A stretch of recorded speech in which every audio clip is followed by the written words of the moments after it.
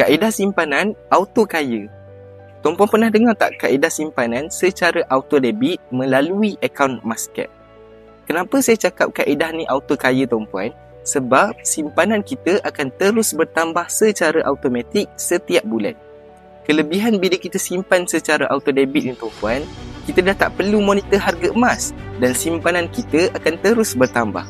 Yang lebih menariknya, tuan-puan, kalau kita subscribe auto debit minimum RM200 sebulan, secara automatik kita layak untuk menyertai lucky draw yang Public Gold sediakan setiap bulan. Dan grand prize dia, tuan-puan, adalah item 10 gram. Pesan guru saya, nak berjaya dalam simpanan ni, tuan-puan, kita kena paksa diri kita menyimpan dan kita kena lupakan simpanan tersebut.